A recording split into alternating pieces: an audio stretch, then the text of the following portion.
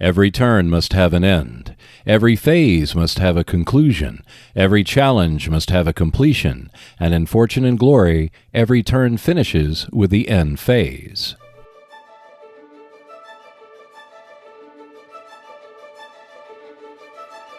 The end phase is when heroes determine if they have won the game, drawing and placing new artifacts to replace those that have been collected, and allowing knocked out heroes to recover. The end phase consists of 3 steps. Check the requirements for victory on page 12 of the rules for the competitive, team, and cooperative games. If more than one hero or team meets the victory conditions at the same time, the winner is the player or team who has collected the most fortune. If that is also a tie, then the team who has collected the most glory wins.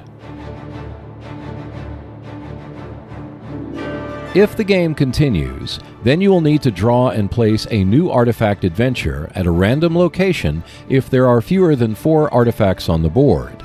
Keep in mind that some event cards may temporarily increase the number of artifacts on the board to above 4.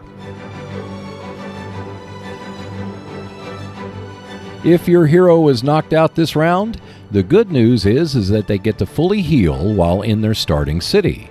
The figure can now be moved to the upright position, and you are ready to go for the next round.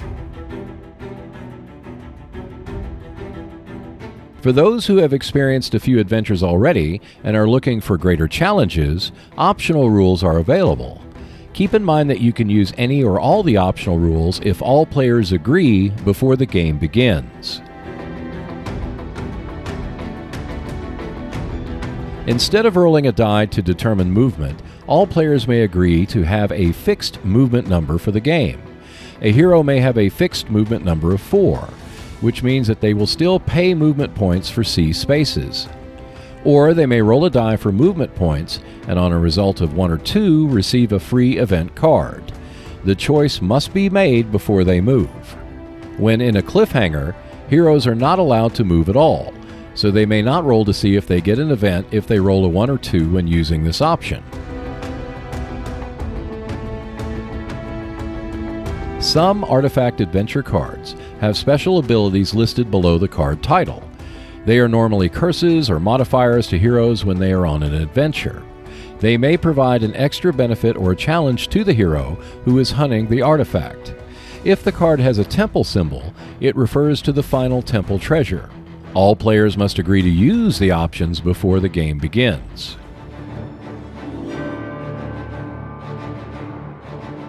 Whenever a hero faces off against a Nazi soldier figure, draw a Nazi enemy card to see what needs to be fought.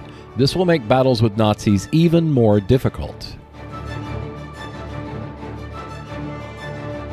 Adding a vile organization to the competitive game represents a leap in complexity. It works the same as a cooperative game, but you should use the total number of heroes playing to see how many villains to use and what the villain track needs to reach for the vile organization to win the game. You should be familiar with both the standard competitive and cooperative games before taking the extra step of adding a vile organization to the competitive game. Easiest way to adjust the difficulty level of the game is to change the amount of fortune needed for the hero or team of heroes to win. For example, instead of reaching 15 fortune, 20 may be needed, and so forth. Requiring more fortune will make it less likely that a fortuitous random event benefits a hero, but it will also increase the length of the game. Alternatively, you can adjust the number needed on the villain track for the vile organization to win in the cooperative game. The track goes up to 30, so you can adjust the victory levels to what you see fit.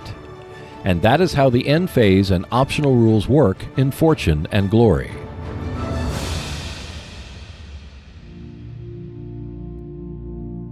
Thank you for watching.